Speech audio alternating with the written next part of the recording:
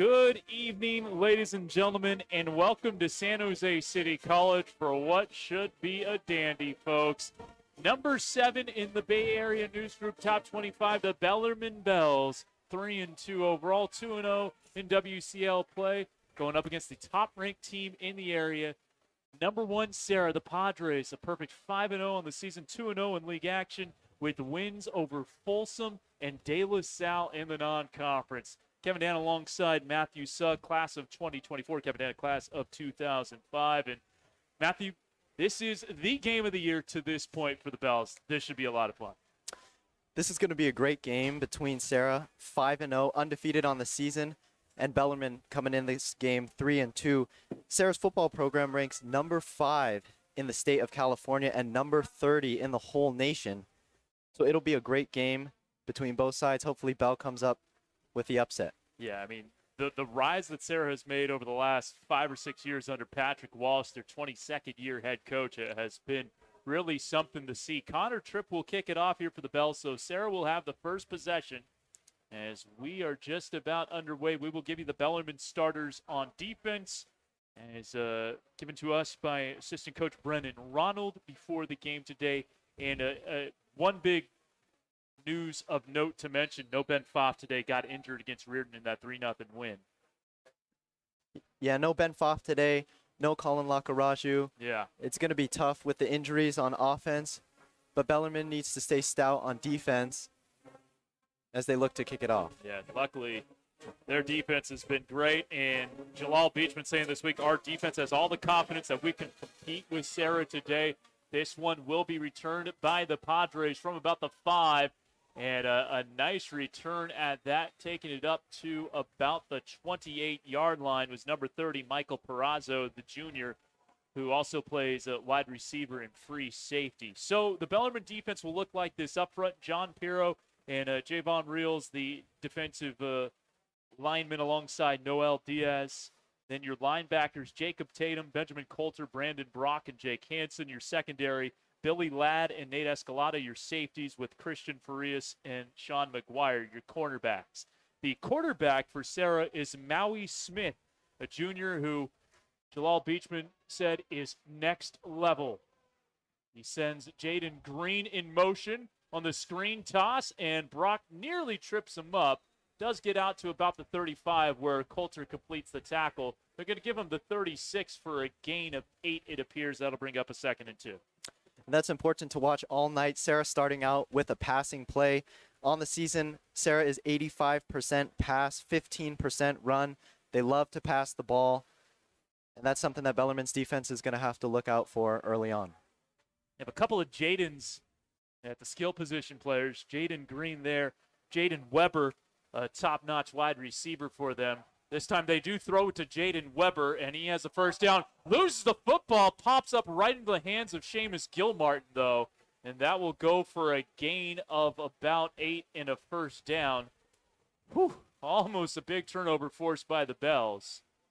And now we'll see Nick Corbett and Bennett Anderson check in. Diaz coming off. So, yeah, and that's another passing play by Serra. They love to throw screens. Maui Smith, highly coveted quarterback. Probably Serra's most popular quarterback since Tom Brady played for Serra back in the day. Pistol set here for Serra, which used to be a double wing team like Bellarmine. They did break it out this year, earlier this season. I believe it was against Folsom. Here's the handoff this time to Jaden Green. So, a big run up the middle. Burst into the secondary and gets a gain of 11. Jaden Green moving the chains. And you can see how high-octane the Serra offense could be.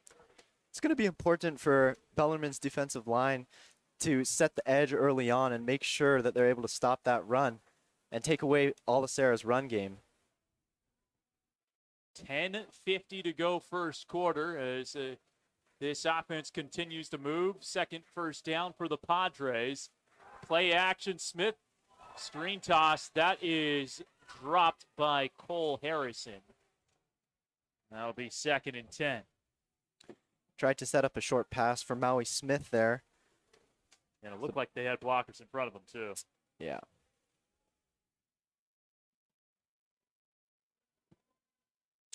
Maui Smith offers from Arizona FSU, Kentucky, Nebraska, and Washington. That's a lot of Power 5 attention he's getting. As he hands it off this time, Jaden Green wrestled down. Nice tackle made there by that Bellarmine defense. Billy Ladd coming up from his safety position to make this stop. And it's going to be a 3rd and 8, so a chance for this Bellarmine defense to get off the field. Yeah, and throughout the night, it's going to be important for Bellarmine's defense to pressure Serra's offensive line and pressure Maui Smith in the pocket. He's a poised quarterback, good pocket awareness. So you want to disrupt him early on. Not a lot of holes on the Serra team, but Patrick Walsh, one thing saying our offensive line could be better as Maui Smith fumbles the snap and has to sit on it back at the 35-yard line. Javon Reels completing the play, but that is a huge loss of 22 yards, and the Padres will have to punt on the fumbled snap.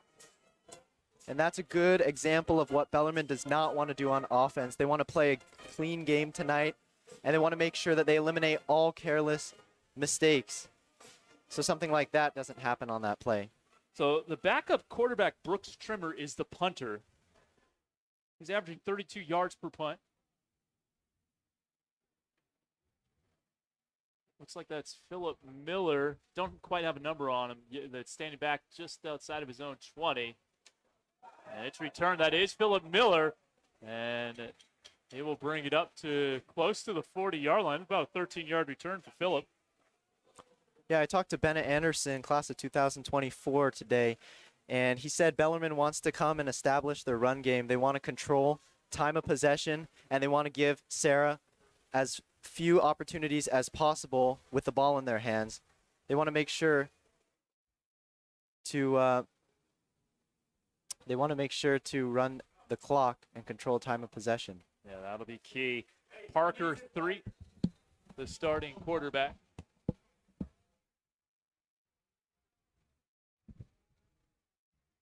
For the Bells. And bobbled snap. Parker 3 making the most of it and gets 8 yards out of that somehow. So nearly a disaster of a play, but Parker 3 is able to nearly get the first down. That'll bring up a 2nd and 2. So you were just saying, Matthew, you want to play a clean game. Almost had a very unclean start there. But they do make lemonade out of lemons there, however the saying goes.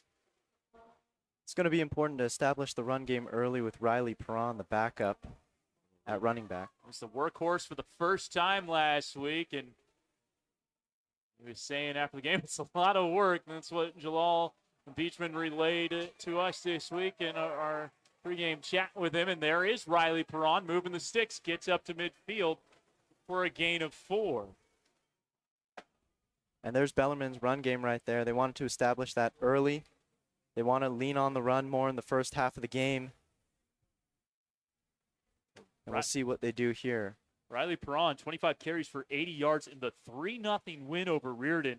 I asked Jalal Beachman if he had ever been involved in a 3-0 game before. He said, nope, that's my first time. I said, now all I need to do is check off a 2-0 win, and I've got it all covered. Jake Hansen, backup running back duties for Jake. Today with Ben Pfaff out, he is week to week, we've been told. Obviously not going today. Yeah, and Riley really stepped it up in last week's win over Riordan. Just a 3-0 win by Connor Tripp on a double doink field goal in the 4th quarter. But Riley Perron really had a few key runs there that helped Bellarmine get into scoring territory. 7:18 clock running here, first quarter. We are scoreless. Kevin Anna, Matthew Suh with you here on the Bellarmine Sports YouTube page. 2nd and 10 to midfield for the Bells. Philip Miller, part of a trips formation out to the near side. Joey Michaels alongside him. And Threet's going to tuck. It goes up the middle. He's got the first down. Parker Threet, the gain of 11 yards before he finally gets brought down. It'll be 1st and 10 for the Padre 39. And that's some of that Parker magic that we were talking about 2 weeks ago, his ability to run. And Coach Buchman will definitely want to use his legs tonight. The Bells trying to go tempo here. Brandon Brock, part of that wide receiver trio. Of course, great linebacker for the Bells, but that trips formation, screen toss set up for Philip Miller. Kept his knee off the turf somehow, nicely done, and gets a positive gain of about 5 yards. And that's what Bellarmine needs to do against this Serra defense. They need to pick them apart slowly and wear them down with the small plays, small completions, quick runs.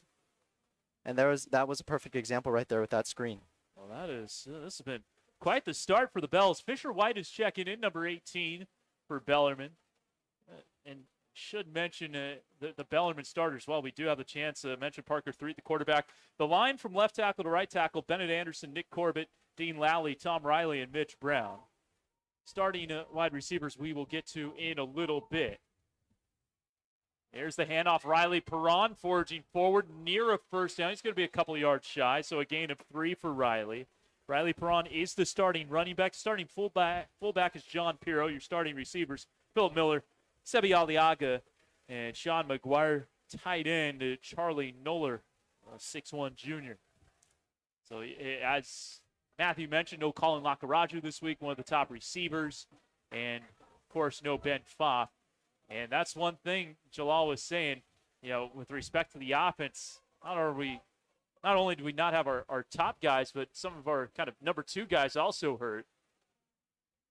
3rd and 2. The toss goes to Jake Hansen. He's going to be close to the first down.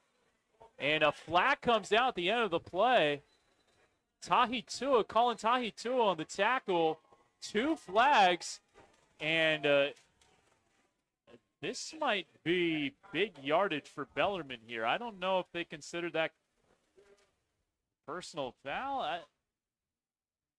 That was a great play design by Coach Buchman there. On a short 3rd down situation, Parker getting the option and reading the defensive end. I wonder if they thought that Tahitua threw him to the ground and that's what drew the flags. That's the only thing that I can think of, unless it's a hold on Bellarmine. Let's see. It is a personal foul. That's going to be, well, at this point, it's going to be half the distance. Should also be a first down, too, which is key for the Bells. Able to pick up that first down and keep the chains moving. So, yeah, they'll put it around the 14 or 15-yard line. I mean, this is about as good of a start as Jalal Beachman could have hoped for, Matthew. I mean, you get the stop, and now you're in scoring position. Great start for the Bells, but they want to keep their foot on the gas pedal all night long. You need 6s, not 3s against the Padres. Right. And, unfortunately, they weren't able to do that against Menlo Atherton in week 1. They were up big at halftime, and Menlo Atherton was slowly able to shift that momentum into the 4th quarter, where they eventually won and beat Bellarmine. So they spot this at the 12-yard line. 1st and 10 from the 12. John Pirro alongside Threet in the shotgun formation. Threet is going to keep it. Gets inside the 5 near the goal line. Did he get there?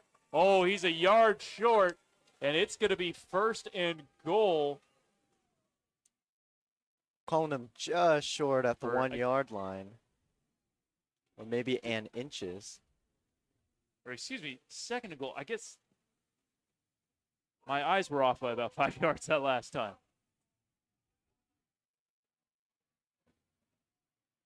So 2nd and goal from the 1 on a 6-yard pickup for Parker 3. My mistake, saying that was the 12. And the Bells, who are knocking on the doorstep. Yep, they are. Sebi Aliaga in the slot. Parker 3. Did he get there? It's close, but not close enough. It's going to be 3rd and goal from like the 1-foot line. Yeah, and Bellarmine likes to use that play on short yardage situations, 3rd and inches, 4th and inches, just collapse the pile and push forward. Unable to get enough push right there by the offensive line, and Parker 3 is just short of the touchdown. They're going to bring in Brandon Brock here. 4 minutes to go in the first quarter, 3rd and goal just outside of the end zone. Empty set, Parker 3 all alone. They're going to try this sneak again? No. He's going to roll out, throw it, and it's incomplete. I'll bring up 4th and goal from the 1, and I don't think there's much of a decision here. I think you're going for this. I think you got to go for it, too, in this situation. Great situation. It's very early in the game. You're up against a 5-0 undefeated team, and you got to go for it here, 4th and 1. Yep, and Jalal Beachman is saying you can stay on the sideline, Connor Tripp. Wondering if it's going to be another sneak here or if they try and get creative. My guess is they keep this on the ground. They did go for that throw, try to catch the Padres off guard. But here we go. Big play already. 4th and goal from inside the 1-yard line, and we're going to have a timeout called by Serra. The Padres use their first timeout. Yeah, before that timeout, it looked like Bellarmine was lining up in shotgun formation, indicating a pass. I don't know if they were going to change that, but we'll have to see once the timeout ends. Yeah, I mean, I wouldn't be. I think they'd still run out of the shotgun here. You take that throw on 3rd down, knowing you still have the 4th down, just so you're not kind of trying to jam it down their throats every play. Give them a different look on 3rd and goal, but I do think you go back to your bread and butter. You use Parker's athleticism. This is where it hurts not having Ben Foff, obviously. If you have Ben Foff, you'd have kind of another dynamic option back there, but Riley Perron has proven his worth for sure. I agree. You got to keep it on the ground here, either with Parker 3 or Riley Perron. You got to run it in. And your offensive line needs to get a good push. It's going to be a battle of the trenches on this play. All right, 3:47 to go in the first. Nate Escalada in there alongside 3. It's going to be a handoff to Riley Perron. And did he get there? Yes, into the end zone. Riley Perron with the 1-yard touchdown run on 4th and goal. And the Bells strike first against top-ranked Serra. And they did exactly what we thought they were going to do. They ran the ball with Riley Perron, quick handoff to the inside, and he pushes his way in for the touchdown. Connor Tripp now on for the extra point. Well, Serra has given up just 7 points in each of their first 2 games in WCL play against St. Francis and Mitty. And they give up 7 points on the first drive here against the Bells. So a good start for Bellarmine, getting the stop, then going down and cashing in with a 1-yard touchdown run from Riley Perron. Great start for Bellarmine, exactly what they were looking for. And looks like they want to keep their foot on the gas pedal. The long sustained drive. Parker 3 picking up an 11-yard run for a first down. Nearly got the touchdown run of his own. Riley Perron, who came into this game with 113 rushing yards and 1 touchdown, just got his second TD of the season for Riley, the 5'10", 185-pound senior. A lot of people say Riley Perron could be a starting running back at any other school, but Bellarmine has Ben Foff, who's just unstoppable at running back. Only the WCL Junior of the Year last year. Touchdown machine. Yes, had 3 touchdowns, I believe all in the first half against St. Ignatius in our last home game. Of course, no touchdowns were scored at last week. Ben Foff got injured on his first carry. And unfortunately, week to week, that's the official word from Jalal Beachman. We wish Ben a speedy recovery. No Wilson Pimentel tonight either. He's normally a starting wide receiver. I had a chance to talk with him before the game. He feels like he should be able to go next week, and it'd be nice to get Wilson back out there as well. So this will be Perazzo on the return. Had a good return the first time, as he does the second time, up near the 30 before he gets tripped up. Riley Perron, who just had the touchdown, makes a nice special teams tackle. Yeah, also out for Bellarmine on offense is Joe Fuqua. Yeah, key tight end. He made a lot of great plays 2 weeks ago against Yep. St. Ignatius. I want to say he had like 5 receptions in that Yep. game. Had a key first down to seal the game and just keep the clock running. So a Serra out of the huddle. Elias Shamie, their starting center. They're without their starting right guard, Orion Silver, who had committed to San Diego State, so he's out. And that's definitely their best offensive lineman. That screen toss a little too far out in front of Jaden Weber, so Maui Smith missing there. And that's a quick 2nd and 10. Yeah, Bellarmine did a great job of reading that on defense. Quick to notice that. And now we'll see what Serra looks to do. 2nd and 10. Also on their offensive line out there right now, number 67, Giovanni Rivecchio, a 6'3", 225-pound junior. We'll get you the rest of that offensive line as this drive continues. But here's Maui Smith on the handoff to Jaden Green, and John Pirro got to him quickly. John Pirro on the tackle limits that to a gain of 3 and brings up a 3rd and 7. It's a good sign that Bellarmine's defense is stopping the run so early. Great interior front for Bellarmine with Javon Reels in the middle of all of it. Brian Mokel in at 1 guard.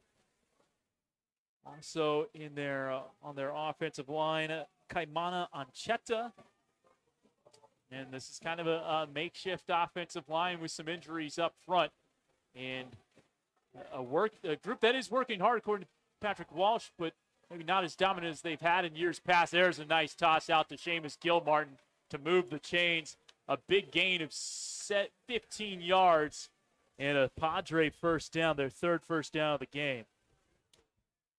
Seamus Gilmartin, the tight end for Serra, senior this year, 6'4", 215 pounds. And he's getting recruited by Fresno State, Air Force, Army, Columbia. Last year had 5 touchdown receptions, 3-star recruit. Got a lot of guys who are getting college offers out of this Patrick Walsh-led side. There's going to be a handoff to Green. Makes 1 cut, makes 1 guy miss, and then gets bolted down by a bevy of Bells. Coulter in on the mix alongside Brandon Brock and Nate Escalada. It's a gain of 3, brings up a 2nd and 7. Yeah, we're starting to see Serra run the ball a little bit more this drive and trying to establish their run game and wear out Bellarmine's defense slowly but surely. 2nd and 7 from the 48, coming up on the 2-minute mark of the first quarter.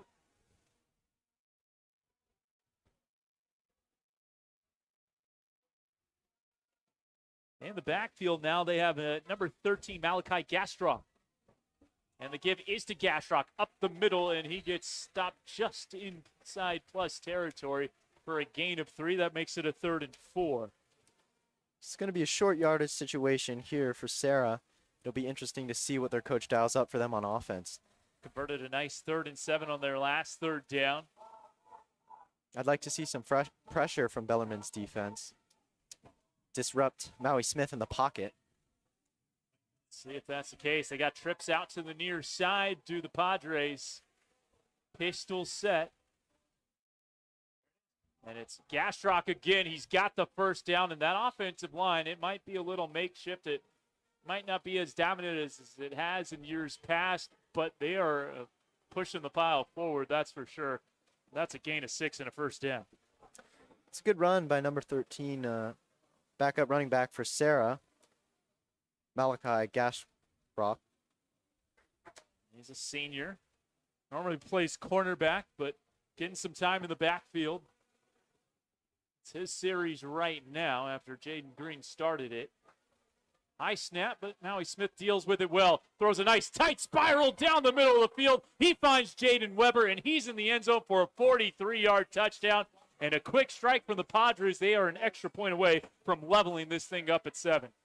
Yeah, and Jaden Weber just burned the coverage right there, found an open space, and Maui Weber, easy throw, just slings it over Bellarmine's defense. Gets an easy touchdown for Serra, and they tied it up, barring a missed extra point here. So this is what Serra likes to do. They like to try to see if they can get like an odd man formation, kind of a swinging gate format. You'll see Oregon do this after extra points in the Chip Kelly era. And if it's not there, the numbers that they like, then they'll line up for the extra point. which is what they're going to do now. Dylan Judier, who had the game-winning field goal against De La Salle, chip shot with 2 seconds to go to complete the 2-touchdown comeback in Concord. And this extra point will get through to tie it up at 7 with 45 seconds to go in the first quarter. We got ourselves a ball game, and yes, we do. It's going to be Bellarmine's turn, and they got to go out there and they got to score. They got to keep their foot on the gas pedal. And then their defense needs to make some plays. Got to play back against Maui Smith and the Serra Padres offense. So we'll see what Bellarmine can do on its second drive. Did force a couple of third down scenarios. That being said, it does look like Serra's offense. I mean, this is high octane stuff. Next level quarterback that Jalal Beachman said, and kind of in the first series, it looked like most of kind of the wounds that the Padres had were mostly self-inflicted. Yeah, and Serra's offense is one of the best. Really good. All their numbers are above average, above the national average for high school football. Their problems come on defense a little bit, but even there's not that many flaws for them. I mean, you hold De La Salle to 21 points. You hold Folsom to 12, really 10. They took a safety on the last play of the game. And, yeah, they've only given up 7 points to both St. Francis and Mitty. Mitty was off to a 4-0 start before running into the Padres. So, Bellarmine has done as much as the rest of the WCAL to this point, and plenty of time to tack on more. Of course, this is the team that eliminated the Bells in the CCS semifinals last year. Also handed the Bells their first loss of the regular season. But this is a confident Bellarmine team. Paul Beachman liking the work his guys have put in. Enjoyed this week of practice. Here's Philip Miller on the return. Gets upended, and hopefully he's okay. And, yeah, he is fine. But it's always a little scary when you see someone get upended like that.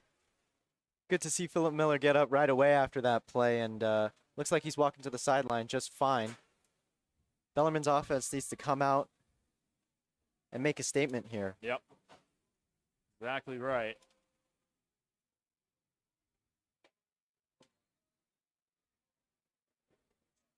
.39 seconds to go in the first quarter. They'll have it 1st and 10 from their own 15, the Bells. All 4 WCL games this weekend taking place tonight at 7. I'll give you the roundup. I'll try to give you some score updates towards the start of the second half. But for now, it's Parker 3 with some company in the backfield. And it'll be Riley Perron getting past the first man, has the first down, gets tripped up from behind. And that's Joseph Bay who does make the stop, but not before a gain of 14 yards for Riley Perron, the touchdown man of the first drive. It's a nice run to the outside there, and Bellarmine setting the edge and allowing Riley Perron a running lane to get him to the outside. 4 carries for 23 yards. Now, one thing you mentioned, Matthew, you want to control kind of time of possession. I'm not sure Bellarmine's going to snap this. With Thunder, they snapped the last play with 39 seconds. You don't need to snap it. And this is kind of one example of how you can shorten the game. Looks like Bellarmine's going to run this clock down and start the second quarter with a second down. So that will take us to the end of the first quarter. We'll take a quick break. And, hey, so far so good for Bellarmine. They're tied with Serra after 12 minutes of play. Bellarmine 7, Padres 7. We'll be back after this. You're watching Bellarmine Varsity Football on the Bellarmine Sports YouTube page.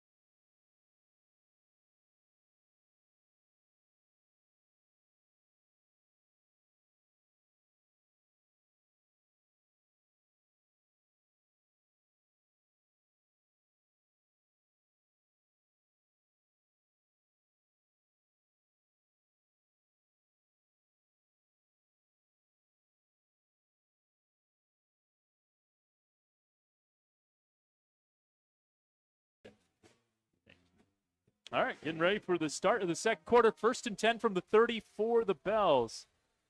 And we have a timeout right off the bat. And Jalal Beachman's out on the field.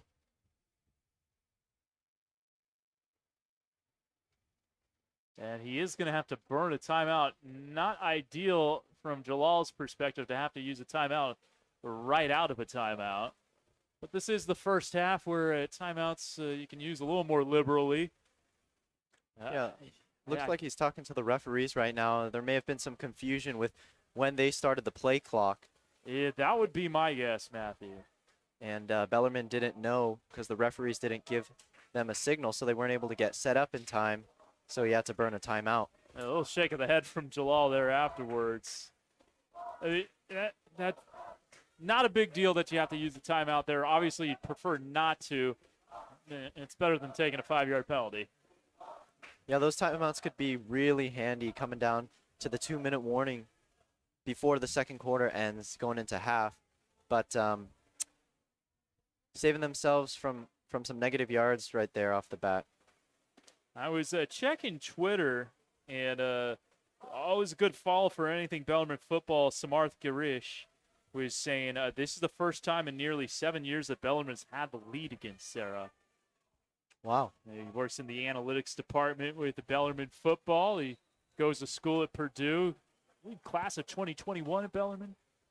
Always good to get his input. So here's play action. Parker 3 looking down the middle of the field.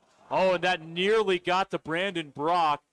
But that was tipped, I believe, by Jabari Mann. Otherwise, if Jabari doesn't get a finger on that, Brandon Brock could still be running right now. It's a great play by Jabari, and Brandon just coming up the seam, found him wide open on the play action, tried to hit him. If the ball was, maybe 5 feet higher, would have avoided the contact right there with the defender. So 2nd and 10 from the 30, 11:56 to go second quarter. Just 4 seconds ran off the clock on that play. Perron, the deep back. Miller in the slot. The handoff is to Riley. He goes up to gut, doesn't get a lot, maybe a couple. Last guy off the pile is Joseph Bay from a Padre perspective, who makes another tackle. I'll bring up 3rd and 8, so a big play here for the Bellarmine offense. Try to keep this drive going. Looks like Riley Perron got about 2 yards, and that'll set up about a 3rd and 8 for Bellarmine. So most likely a passing play, and maybe Threet will have to use his legs to get the first down. He's been able to get big chunks on the ground himself. He's got Hansen, I believe, alongside him this time. Yeah, Threet back to pass, pressure in his face, moving around in the pocket, and that one goes through the hands of Hansen and lands incomplete. So the Bells do pick up a first down on their first play of the drive and then are forced to punt on 4th and 8. Not ideal going 3 and out, opening, to start the second quarter, but pressure was in Threet's face that time on the 3rd down and couldn't do anything there. They kind of contained the pocket, so he couldn't escape and rush out to the right or left. The Padres have 2 guys back deep, Keon Loud and Joey Villaroman. Villaroman, who's coming off an ACL tear. Senior. Patrick Walsh really kind of proud of his spirit, and this takes a Padre bounce. And a good effort there by Jacob Tatum to make sure that doesn't get closer to midfield. Dives on the ball at the Padre 47. That's only going to be about a 21-yard punt. And if it bounces the other way, it's probably a 35-yard punt. But that's the way it goes. And so the Padres have great field position for their next drive. Yeah, not ideal for Bellarmine there on the punt. Maybe wanted to get a few more yards, 20, 30 more yards on that punt. But great starting field position for Serra and Maui Smith. Maui Smith to Jaden Weber for 43 yards on their touchdown play on their last drive. Let's see what they can cook up here. Green in the backfield. We've got McGovern in the slot, Villaroman out wide, and also Jaden Weber The screen toss option here, gets a nice block, has the first down. Brock brings him down at the 41 or the 40. It is going to be a 12, 13-yard gain, something like that, depending on where they spot it. They will place it at the 40-yard line for a gain of 13. Serra loves running those bubble screens to the outside, and that one to Jaden Weber that time. You're going to see a lot more screens tonight, and Bellarmine's going to have to jump on them, try and avoid all the blockers out there. Unofficially, 3 catches, 64 yards for Weber. Trips to the far side of the field. One tight end. It's another screen toss to Jaden Weber. This place works so well. It works well again. They have another first down as they take it inside the 30. It's going to be a gain of about 13 to 14 yards. The Padres will have another first down. Yeah, and as we said, Serra's going to run the screen a lot tonight. Serra loves to run those screens to the outside. And that one by Jaden Weber again. Great blockers on the outside, and Bellarmine's got to jump on top of those. 10-12 to go first half, 7-7. Maui Smith hands it off this time to Jaden Green. What a cut there. Bounces it to the outside. He's near the first down marker. What a run by Jaden Green. Man, made a couple of guys miss. That was impressive stuff from number 3 in white. And now that's almost 3 plays and 3 first downs, so Bellarmine's really got to clamp down here They do. in the red zone. Force Serra to a field goal, or even worse, make them punt, but don't want to give up the touchdown here to start the second. Unofficially, 5 carries, 28 yards for Jaden Green. It's 2nd and 1 from the 17-yard line. Gastrock, the deep back here for the Padres. Tight end lined up on the right side of the line. It goes to Gastrock, and Reels stands him up, but I think he has enough for the first down. It's going to be close. Even if Serra gets the first down here, that's a great stop by Bellarmine. He didn't get the first down, so really nice play by Javon Reels. Just able to beat his guy and get to the running back right away. 3rd and inches, under 9 minutes to play, second quarter. Pistol set. Bellarmine in motion. Go up the middle. What a hit in the backfield. Oh, that's Jake Hansen coming in to make the play. Great play by Jake. Flying down and making the tackle on that play for, I believe, negative yards, if not 0 yards. Yeah, it's probably like a loss of a half yard or so. It's close to 4th and 2. That's a huge stop, forcing the 4th down here, and looks like Serra opting to go for it. Maui Smith just got the play call. The Bells defense, Bowen, it's back here. Big play on 4th down, and Patrick Walsh wants some extra time to think about it, as the Padres are going to have to use their second timeout of the first half. So they got one remaining with 7:52 to go in the second quarter. Yeah, Patrick Walsh, not sure what he wants to do yet. Wanted to talk it over with Maui Smith and be able to talk with the offense as a whole to see what they want to execute here on 4th and very, very short. Well, I will say, I know this is a Bellarmine web stream. I'm a Belgrade myself. I really, really enjoy talking with Patrick Walsh. Full disclosure, broadcast their games in 2012 and 2014. One of the first teams I ever covered. Love talking with Patrick Walsh. He's a great dude. Really great to see the success that they've had. And hey, this has been a heck of an effort from Bellarmine to this point. But, yeah, no, couldn't be happier for the success that Patrick Walsh has had in San Mateo. Really, really good guy. Yeah, Patrick Walsh, an alumni of De La Salle High School and their football program, and then coming over to Serra and bringing all that success to their football program. He was part of that team that won 151 games in a row. Or obviously, he wasn't there for all 151, but he was part of the team that started the streak. Play action. They throw it over the middle. They have Jaden Weber for the first down, and then some. They needed 2. They pick up 11. Yeah, you probably don't expect a team to pass in that situation on such a short down, but We talked about it earlier. Serra 85% pass, 15% run, and they opt to go for a quick pass to Jaden Weber right there. First and goal from the 6 as we approach the 7:30 mark of the second quarter.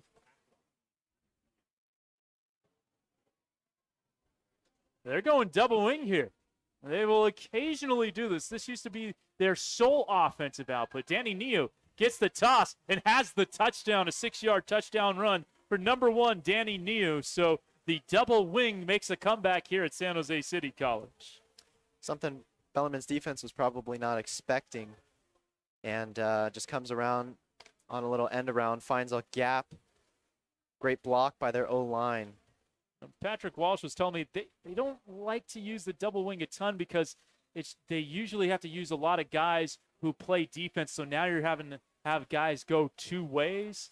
But, I mean, if it's there, they'll definitely use it. And, well, they got positive results on their first double wing snap. As here comes the extra point from Judier. That one will split the uprights, and it's 14-7.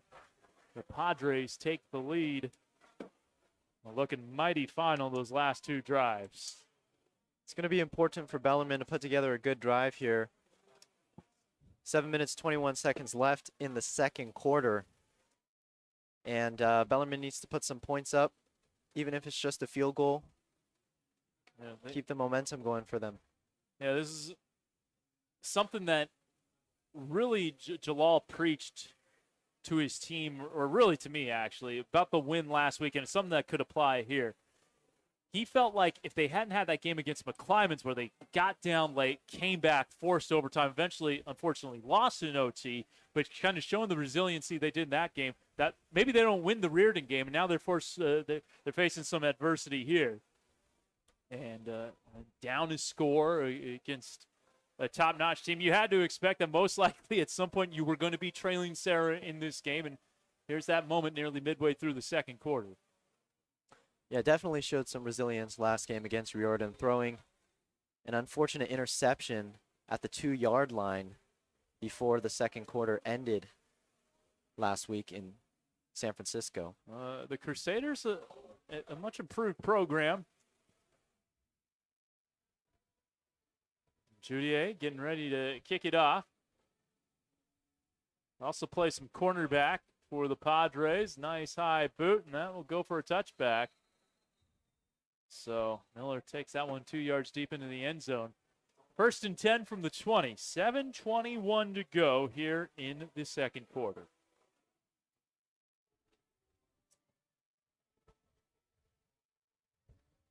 I think we'll have the guys from Hot Take Central up here at halftime again, so that'll be cool.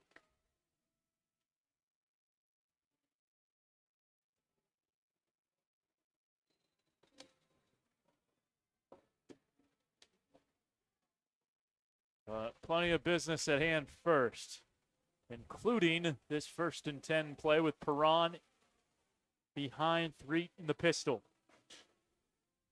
Miller in motion. Handoff Perron. And doesn't get past the defensive line. A gain of 2. Standing him up there was Tahi Tua. It's a great play, even though Bellarmine only got 2 yards on that. They bring Philip Miller, the wide receiver, in motion, try and distract some of the Serra defenders. 2nd and 8. They'll get Sean McGuire in there for John Puro.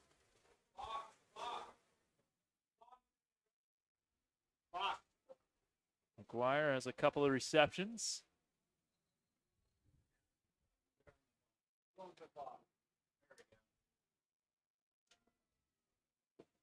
Clock was stopped momentarily.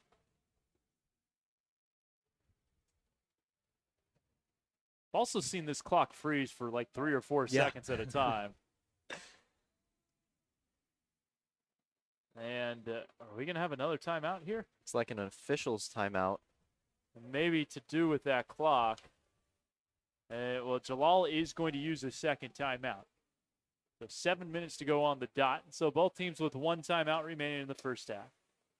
Again, these are timeouts that you can certainly take in the first half. Timeouts you would rather not take if they happen in the second half. Yeah, you don't want to really waste these timeouts in the second half of the game. Very crucial, especially in the fourth quarter with 2 minutes left. Want to be able to use all 3 timeouts to stop the game. Give your team a break.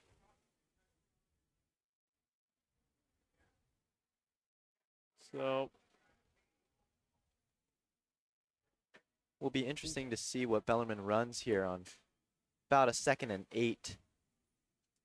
it's a 4-receiver set with Perron in the backfield in the shotgun. It's 3. Miller in motion again. It's a handoff. Perron, there's a guy unblocked, and that's Danny New making the stop at TFL, and it's going to be 3rd and long for the Bells. It's going to be a loss of 4 yards. Bellarmine tried to run a delay handoff right there to Riley Perron, and Serra sniffed it out right away, able to beat their guys on the line and get there to make a tackle for loss. So now it's 3rd and 12, 6:30 to go. And the Bells in danger of facing a 3 and out here. Like to see Threet move a little more in the pocket.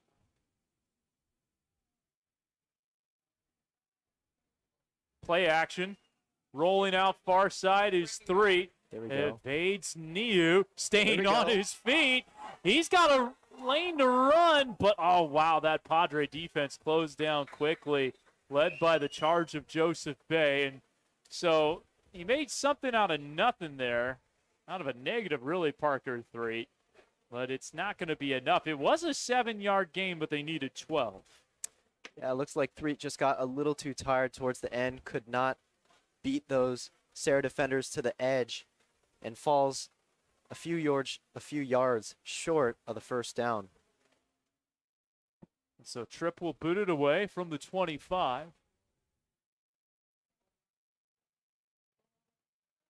This is a better punt this time. This will be a 27-yard punt. And he's not getting any luck with the bounces. With 5:52 to go first half, 14-7, and it becomes paramount here to get a stop if you're the Bells. Yeah, and the punting much easier in the game against Riordan last week with the heavy winds in San Francisco. And when Bellarmine was punting with the wind, their punts carried 10 to 20 more yards farther. Correction, this is actually a 30-yard punt, a 45. They spot the football, and Tripp's near side here for Maui Smith. And it's another bad snap, and that is another big loss that Serra has shot itself in the foot a few times on offense. They're going to lose 14 yards, and it's 2nd and 24. I don't know if that was a miscommunication or Maui Smith just couldn't get his hands on the football, but another costly fumble right there. That's the 3rd fumble for the Padres. Now, they've recovered all 3, but 2 have been of that. Bad snaps out of shotgun. And now, I mean, the Padres are really behind the sticks. They've been able to move the football well, though. So we'll see if this deters them. Smith back to pass, looking deep, and just overshoots his man. He had Villaroman, who had about a half step on McGuire, but it's 3rd and 24. Good deep shot, and great play by Serra taking that deep shot on 2nd down, trying to get the first down. But as you mentioned, just outside of the arms of their wide receiver.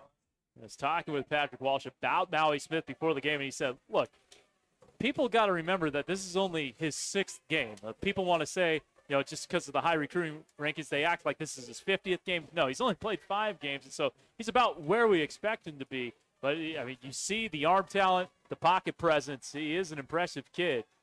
And he's going to get sacked here, and that's Jacob Tatum bringing the hammer. Great play by Bellarmine, dialing up their defense there on 3rd down, bringing the pressure against Maui Smith. As we mentioned, he's a good poise player. The ball pops off his hand.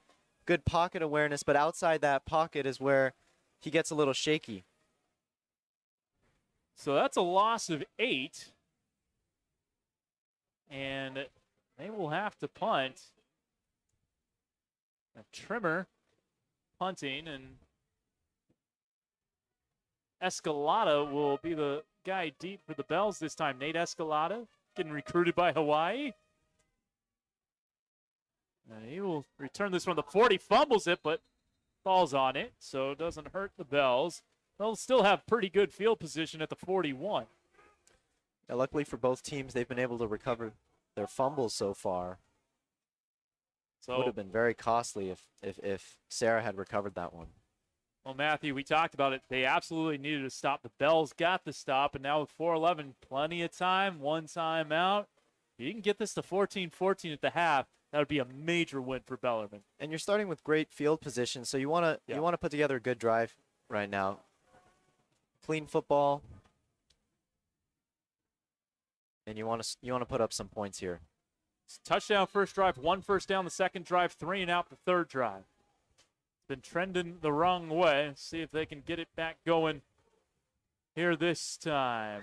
Screen toss out to Fisher White, and he did not keep that knee off the ground. No gain, not maybe a yard. They are going to give him 1. Yeah, Bellarmine trying to take one from Serra's playbook right there and run a quick screen to the outside, just get some easy yards, 4 to 5 yards on that play, but fortunately, Serra sniffed out that screen really early and was on top of that one. I should say no gain on that play. Second completion for Parker 3, 2 for 5 for 5 yards. 2nd and 10. This is a 5-wide set. Perhaps a chance for Parker to make some magic happen here with his feet. He's looking to run. Pocket collapses. Seamus Gilmartin says, not this time. It's a loss of 1. I like that play call. Just not enough blocks there for 3, and couldn't get downfield. But definitely do like that play call. Very versatile player. He's able to run. He has the 2nd most rushing yards on Bellarmine's football team behind Ben Pfaff. Well, Serra's going to use its final timeout because I feel if they can get another 3 and out here, they can have, a little under 3 minutes to try to make this a 21-7 game. Bellarmine will get the ball to start the second half. So this becomes a pretty big play here for the Bells. And that's key for Bellarmine that they get the ball in the second half because that takes less pressure off of this drive. You know, you don't have to put up a touchdown. It would be nice to put up a touchdown, but even a field goal would put you in good position to start the second half. Or at least a couple of first downs so the Padres don't have a lot of time. Right, or at least some momentum. You want to build up momentum going into the second half so that when you come back in the third quarter, you have some of that momentum and you're able to build off of that. There we go. 3:10 to go, 3rd and 11 from the 40. Perron in the backfield. Patrick Walsh talking something over with the officials. I thought the Padres were out of timeouts. They're still showing 1 on the scoreboard.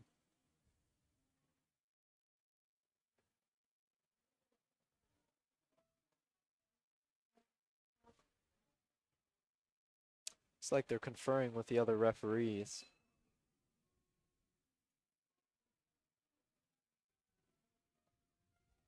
All right.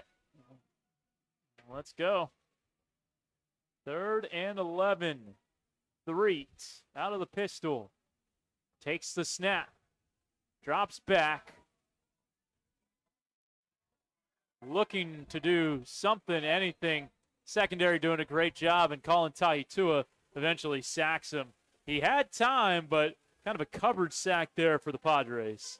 Yeah, he had time, and once he committed to the run, you know, there weren't a lot of lanes to go. He tried to look left, tried to look right, but there were edge defenders on both sides waiting for him to come right into their hands. So Tahitua on the sack. The Bells will punt. The good thing is that the clock is running here. Better than an incompletion from that standpoint. And becomes crucial to get a good punt off here. Try to pin the Padres back a little bit.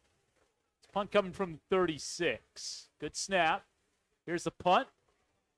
Gets it off. And there's a flag. And I think he was run into. Yeah, I think he was roughing the kicker right there. Oh. Tripp did get tripped up right there on that play.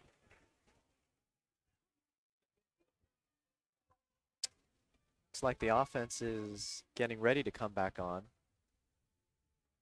Yeah, it wasn't roughing the punter. Bellarmine wants a first down out of this. We'll see what they confer, what the refs confer here. Was 4th and 15. Let's see, we're about to.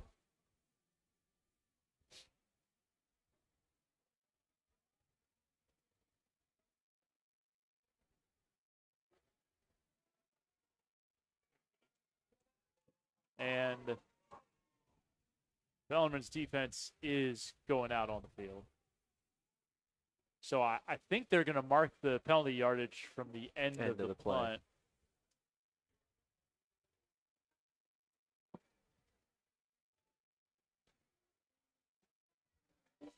Yeah, it looks like they're adding on that extra yardage to the end of the play.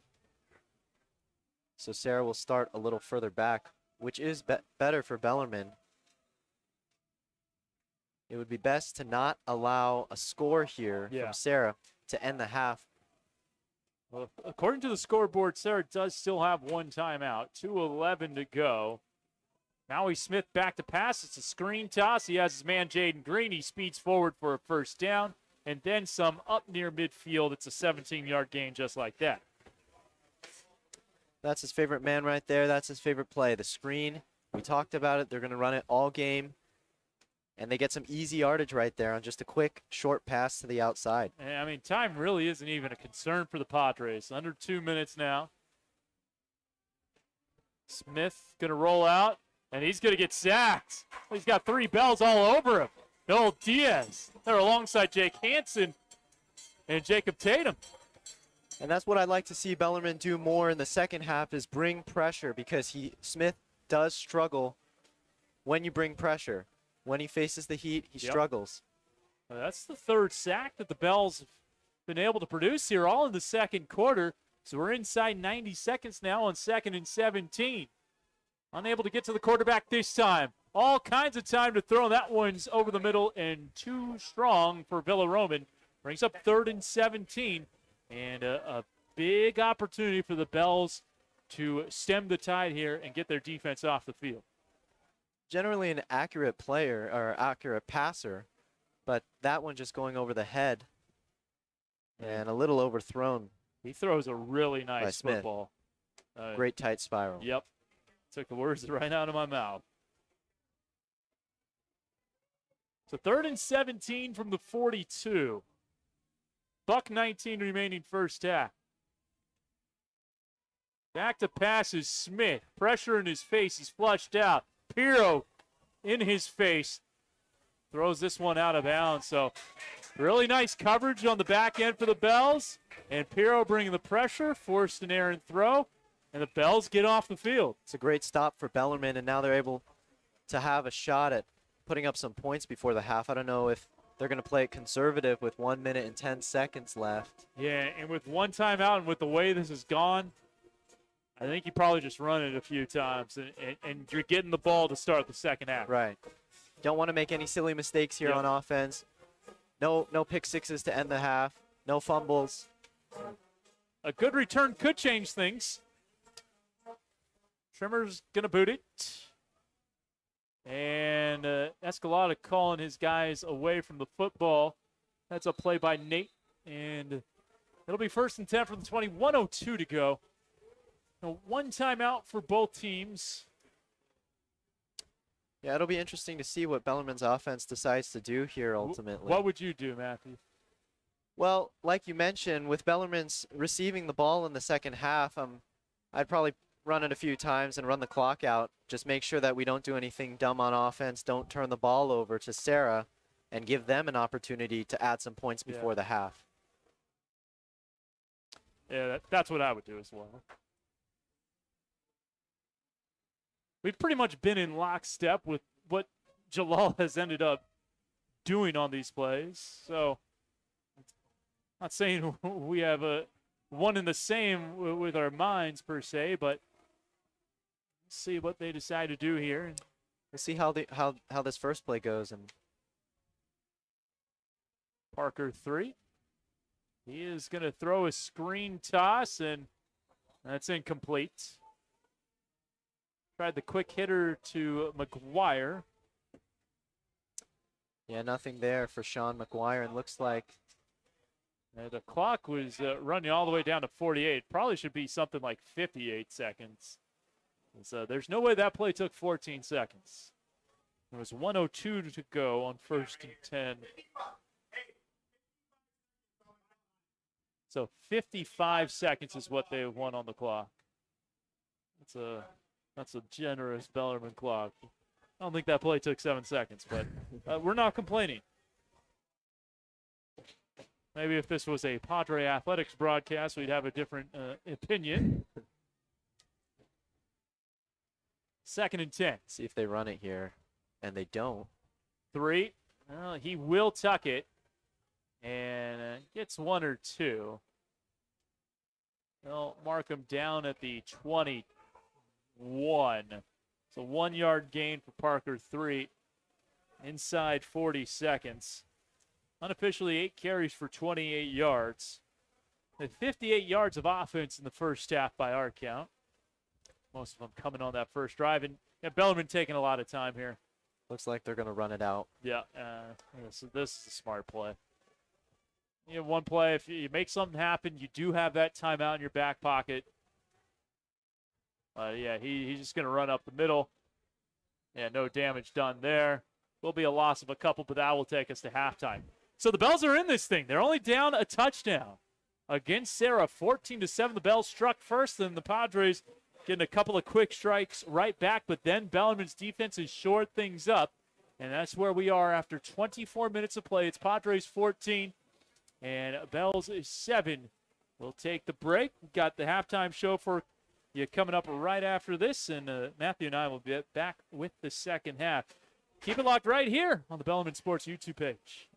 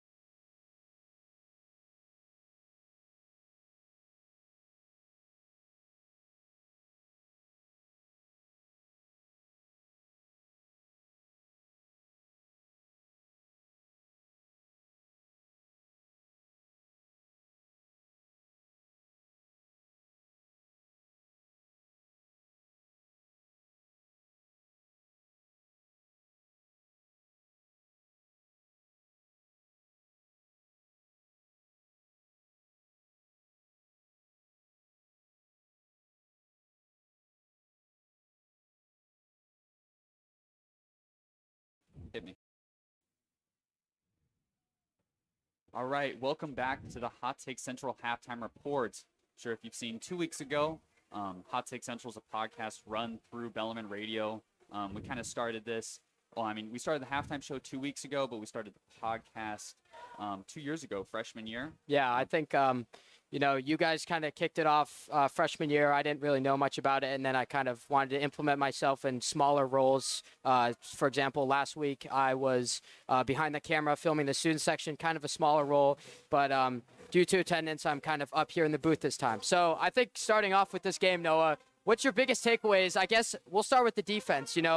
Yeah, they've been pretty outstanding so far compared to what people have expected. Yeah, I remember watching that GSF football game or football preview this morning. Yeah.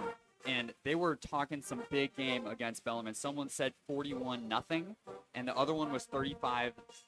So yeah, if we can keep this game close, I mean, already this is a big win for Bellarmine, just against the haters. I mean, yeah.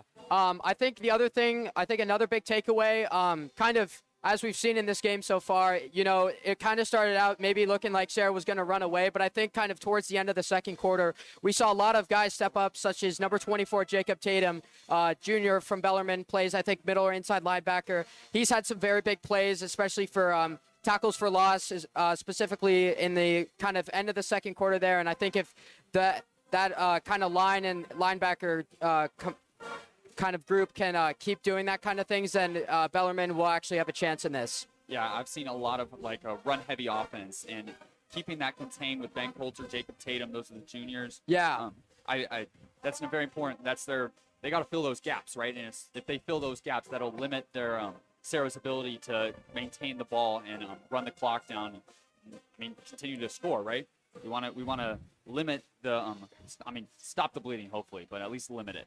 Yeah, I think the biggest thing for Bellarmine in the second half would be just to keep up what they've been doing, obviously with the big tackles for loss from guys such as Javon Reels and Jacob Tatum. And I think the biggest thing that they're looking for is a turnover, some sort of fumble, some sort of interception. We've seen a couple bad snaps from Serra and a few almost turnovers. Like I believe on the first play of the game, they fumbled, but they still recovered. So I think the Bells are kind of getting close to kind of making a good play on that and getting the ball back. Yeah, we're just chipping away, hopefully to get to that breaking point in Serra's offense. I know they had as many as three turnovers against Midi. Yeah.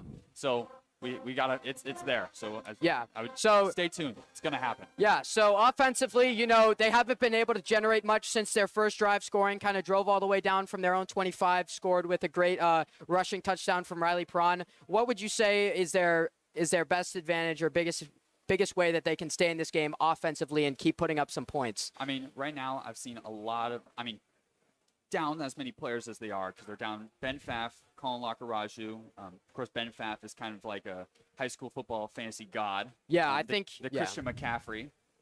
Colin has had a touchdown in every game that he's played in this season so far. And Joe Fuquay came up with some crazy plays 2 weeks ago against SI at home. So they're going to miss those key threats.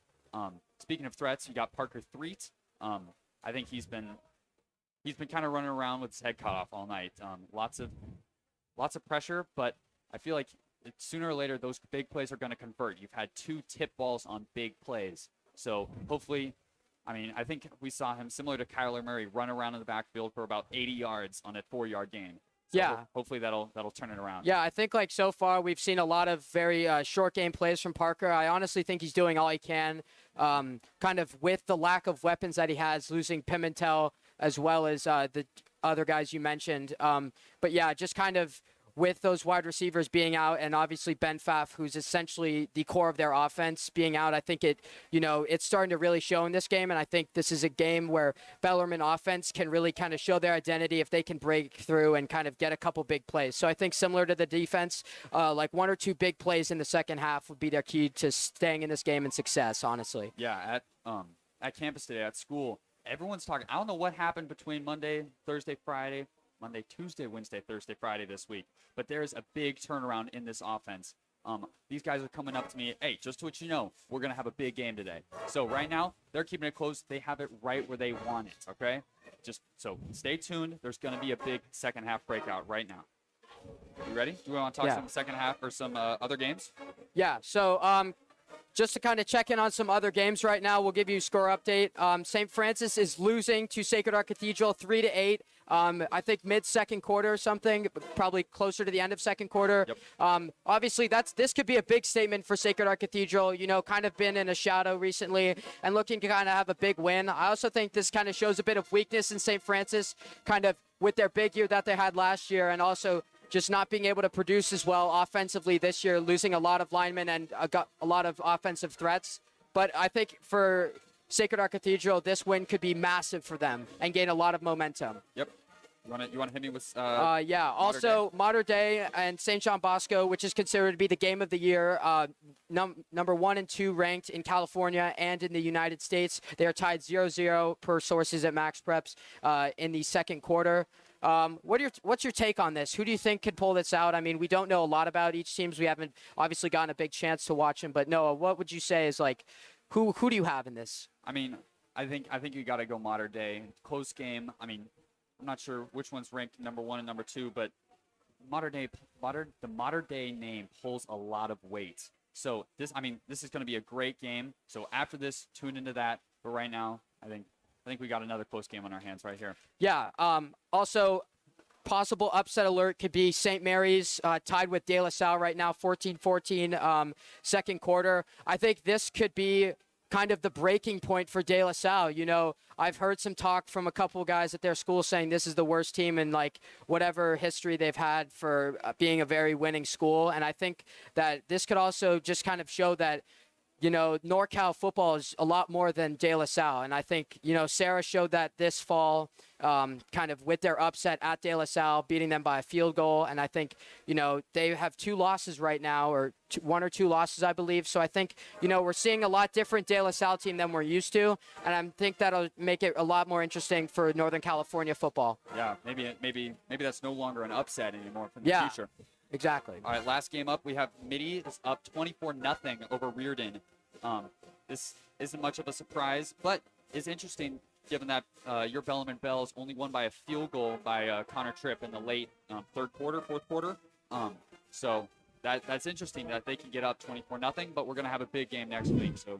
Yeah, I think with the Reardon game, the Bells, you know, they faced those injuries very early on in the game, and I think it was tough for them to build a game plan as the game went on. I think their defense played pretty well. It was more of a defensive battle, and then kind of at the end, Connor Tripp coming up huge with a almost nearly 50-yard field goal to win it. So I think that was just a game they had to squeak out for the win and just kind of move on from that. I think as for Mitty, this could be another statement game for them. You know, they beat Sacred Heart Cathedral earlier this fall as well, and you know, suffered a big loss to Serra, but I think, you know, I've heard a lot of guys from that school saying that, you know, this is the best team that they've had in a while. So I think Bellarmine against Mitty could be a very top ranked game of this season. So Statement game of the season. A lot more interesting. All right, right now we got Serra and Bellarmine coming back from the half. Your Bellarmine Bells up 7-14. We're going to keep this game close and get a quick W tonight. Thank you for tuning in. Thank you.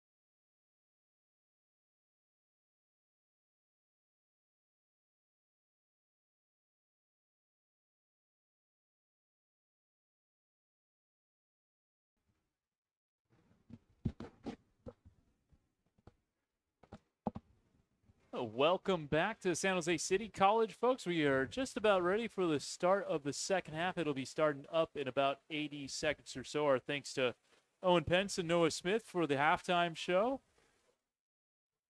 Updating you on NorCal football scene. And we have what should be an intriguing third and fourth quarters coming up here. Serra with a 14-7 lead on Bellarmine in this top 10 Bay Area News Group battle.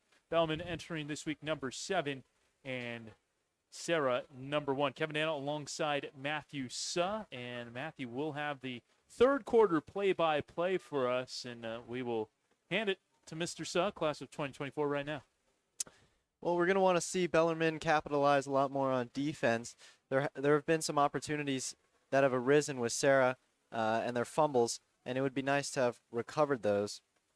But Bellarmine receives the kick in the second half, and we want to see them put together a solid drive. It doesn't mean they have to score a touchdown or even a field goal, but just put together some solid plays and, maybe get a few first downs to start building up that momentum heading into the fourth quarter. Yeah, that's the key thing for me, at least some first downs, because their first drive they scored a touchdown.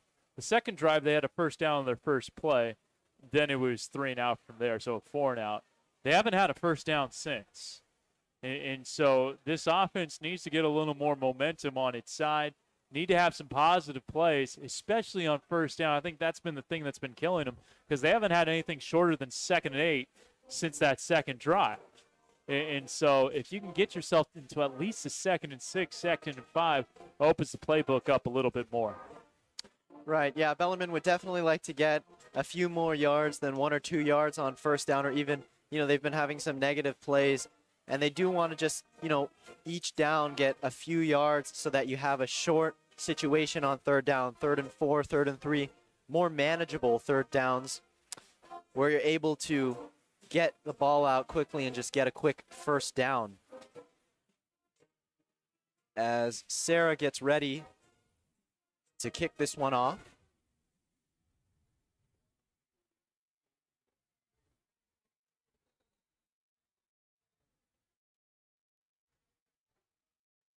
Number 11, Dylan Jody, going to be kicking it off for Serra.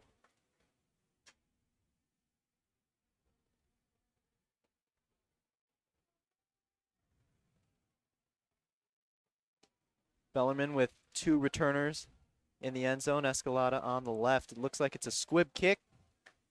Escalada will gather the ball. He'll take it out to about the 29-yard line. And Bellarmine will start their drive from the 29. Yeah, that's a pretty good return there from Nate. Hey, that's a nice squib kick. It's designed to kind of pin you inside your own 20, and if you're able to get close to the 30 off a quick like that, they're going to spot it at what it looks like the 26, but still it's kind of at least +6 from that perspective, from yardage-wise. Serra's kicking that thinking, we're going to get you a 17, 18-yard line. You get out to the 26 or so. So that's, it's a good exchange for the Bells.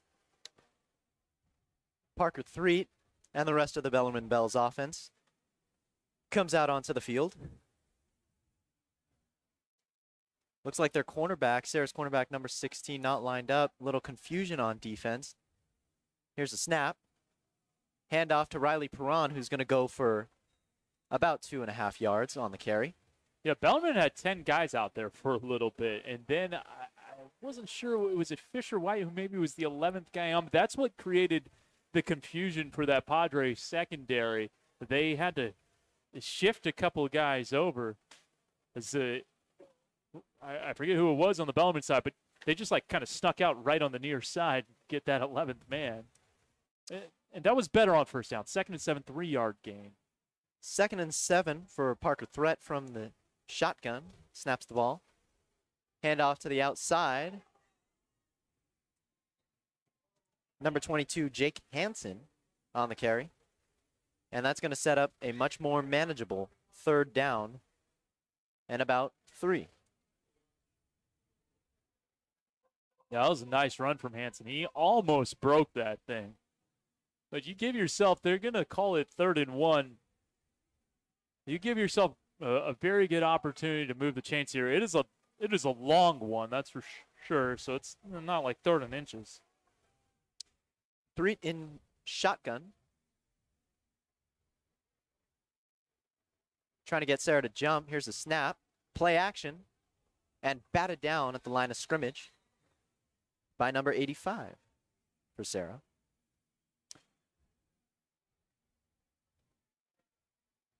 Seamus Gilmartin getting a hand on that. 3 did a good job there of, he felt the backside pressure because there was a guy charging in on him, but unable to convert. It was Johnny Latu who was coming in unblocked.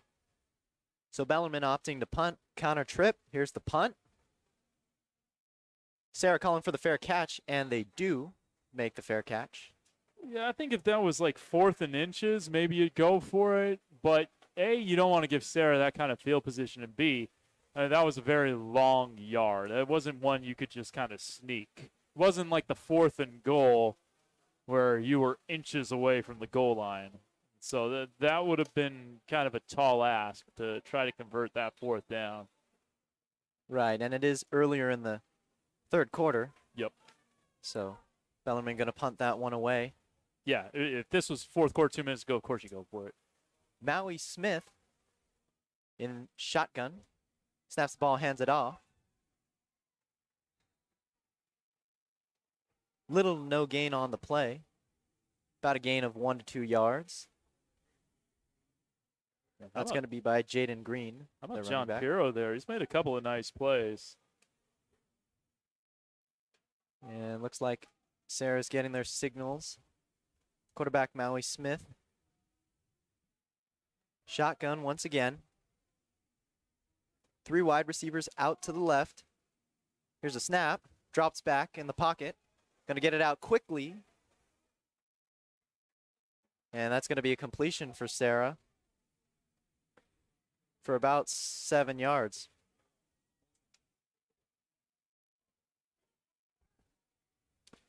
And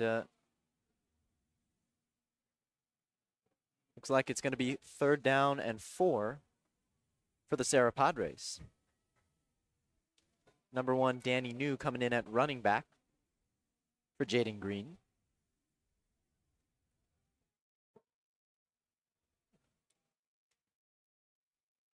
Here's the snap. Quick handoff to New. And he's going to get stuffed at the line of scrimmage for a tackle for loss. And that's going to be 4th down. Yeah, well, the problem there was he ran into his own blocker. It looked like that could have gone for a while. Then he ran into his own blocker, lost all his momentum, and that allowed the Bellarmine defense to rally. And that's a big response from the Bells. You combat a 3 and out of your own by forcing a 3 and out of the Padres. That's really nice stuff. Great stop by Bellarmine's defense right there as they get a 3 and out. Forcing them to punt. Their punter, and it looks like they're pulling off a fake. And that is going to be a 1st down for Serra. They pull off a fake punt. Number 17, Brooks Trimmer, their backup quarterback, is going to take that fake punt for a Padres 1st down at the 50-yard line. That was really nicely done by Brooks Trimmer there. Yeah, he's kind of a rugby-style kicker, and so he already has that running start. And if he sees something where, hey, he's got a lane, well, he's got free reign to take it, and that was a great decision. And not a 3 and out, obviously. Here's Maui Smith now, empty backfield. 3 wide receivers on the left, 2 wide receivers on the right. Gets the call from the signal callers. Here's the snap. Quick screen set up. That'll be number 28, Joey Villaroman with the catch. And a very short gain, minimal gain on the play. And Nate Escalada making a nice tackle there. They're starting to wise up to that screen game, right? That was going for 10, 15 yards regularly in the first half, but Bellarmine jumped all over that one. That was something that, we wanted to see from Bellarmine in the second half, is be able to read those screens and jump on them a lot faster so they don't get 10, 15 yards on a screen. And it's an empty backfield once again. Here's a snap. Smith, time in the pocket, fires. That'll be number 11, Dylan Judah. with a catch. And he's going to be short of the first down. So 3rd and 4, another manageable 3rd down for Serra. And we'll see what they choose to run. 3rd down back, Danny New coming back into the game for number 3, Jaden Green. They're going double wing. There's that same play they ran in the end zone earlier for the touchdown, and they get the first down. New still powering for extra yards after contact. And that's going to be a huge gain on what was just going to be a first down. Yeah, they got 14 yards on that. So they've run the double wing twice, and they've gotten 20 yards out of 2 runs. I wouldn't be surprised if they go to that more. Running back Jaden Green subbing back into the game. See what they do here. In shotgun once again is Smith. Here's a snap. Play action. Looking for someone in the end zone. Fires off the mark. He had him. He had him. Intended receiver. Number 55. Just missed his throw, and he's missed, 3 key throws tonight. He had Gil Martin wide open over the middle. That's one he'd like back. Usually known for being a very accurate quarterback from the pocket. Seems like he missed just a few throws tonight that could have turned into some big gains, if not big scores for Serra. So Smith receiving the call from the signal callers. Here's a snap. Drops back in the pocket. Scrambling. Pressured. And he gets sacked. It's going to be a loss of 1 yard, trying to escape the pressure that Bellarmine brought. And he gets sacked. Good pursuit by Reels there to reel him in, if you will. It looked like Smith could, if he got past Reels, he could have been going for a while. It's a great job by Bellarmine's defensive line to sack him right there. Smith back in shotgun. Trips right. Looks like they tried to draw Bellarmine off sides. Going to look back at their signal callers for the play.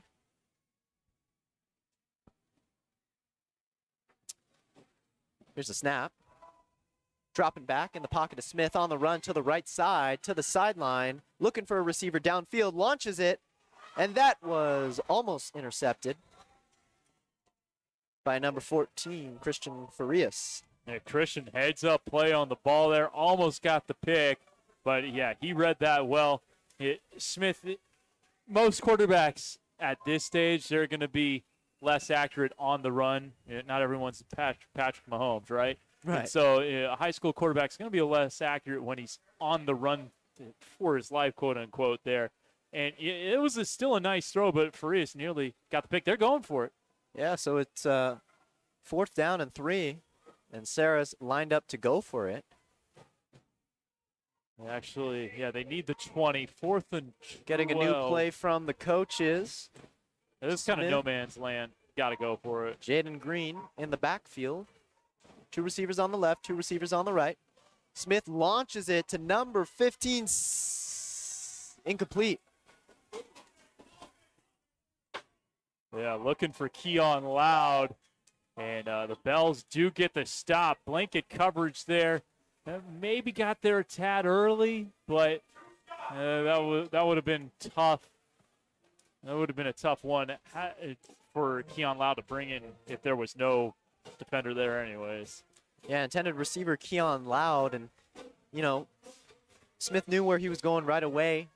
Chucks the deep ball, but great coverage by Bellarmine to stop them from getting the first down. And so turnover on downs, Bellarmine takes over at the 31-yard line with a chance to put up some points.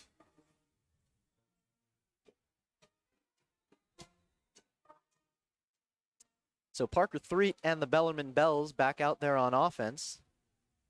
In shotgun. Here's a snap. Quick handoff to Riley Perron, who's going to lower his head for a few yards. That's a nice game. That's what you like to see on first down. Stay ahead of the sticks. Bellarmine looking to put together a drive where they at least get one first down, have not been able to do that for a while now. All starts with first down. At the very least, you want to give your defense a bit of a breather, right? Like they've been working hard out there, and just want them to be able to catch their breath a little bit. Bellarmine lines up with trips left. Here's a snap. Looks like it's a design run, or maybe the pressure got to Threet. It's going to be little to no gain. They actually lost a couple there. So 3rd and 8. They're going to have to come up with something big here, which hasn't happened recently. This is what Bellarmine has been trying to avoid all game, the long 3rd downs. You want to get it into a manageable distance, 3rd and 4, 3rd and 3, but have not been able to be very productive or efficient on 2nd and 3rd down, leading to a lot of 3 and outs. Riley Perron lines up in the backfield. 3 receivers set to the left. Here's a snap from Threet. Drops back. Launches it deep to number 13. And there's an incomplete pass out of the hands. But a flag is thrown, a late flag in the secondary, which presumably is pass interference on Serra. I think that would be a generous flag from a Bellarmine perspective, quite honestly. If the call is PI on Serra, yeah, you definitely wouldn't be complaining about that one if you're Bellarmine. But yeah, it's against Bellarmine. I was going to say that would have been more on Bellarmine than it would have been Serra. So Bellarmine once again hit with the 4th down.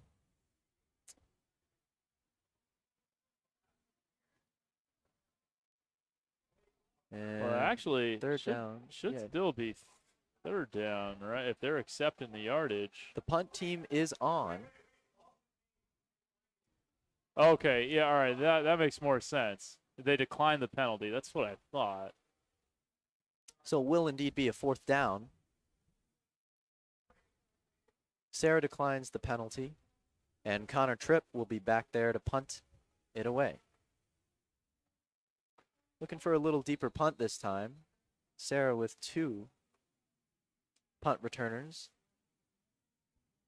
Here's the snap, the kick, dwindling punt. It's going to get down and bounce, a few generous bounces. It's going to be down at about the 34-yard line, where Serra and Maui Smith will start their drive. 32-yard punt. Oh, is that Tripp who's down? It looks like Connor Tripp is down. Oh, not a good sign. I mean, I was talking with Jalal Beachman this week, said, I'm lucky enough to have 2 of the best kickers in the state, but Rainey's kind of taken a bit of an injury, John Rainey, and now Connor Tripp puts him in a precarious spot. Hopefully it's just a cramp. And he's able to limp up off the field. Head trainer Mark Moreno checking in on him. And good sign so far. All right, well, Bellarmine defense is going to have to do it again. Bellarmine defense.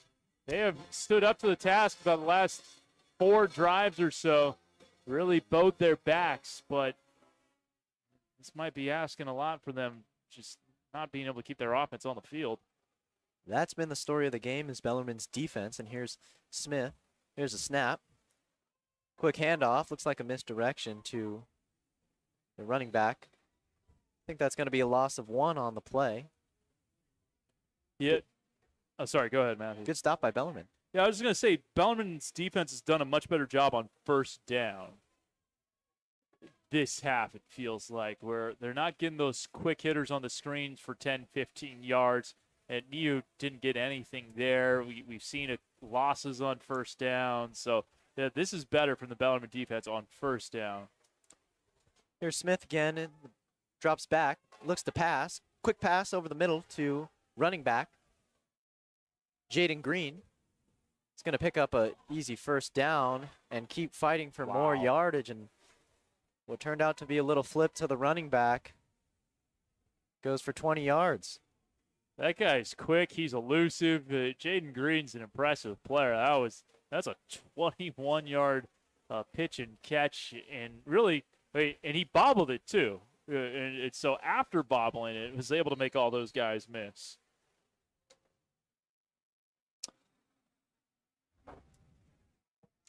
So Serra now driving into Bellarmine's territory here at the 45-yard line. Smith snaps the ball. Handoff. That's going to be number 1, Danny New, who's going to break a few. Got a good block, and he's gone.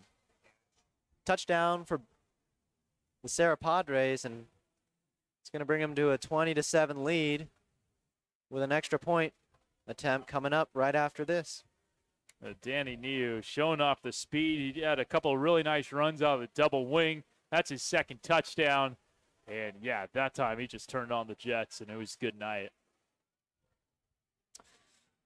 Great carry by Danny New. Usually we've been seeing him come in on those third downs as their third down back. And now Bellarmine has some work to do on offense. Here's a kick. It is good. So a 21-7 lead with 2:37 left remaining in the third quarter.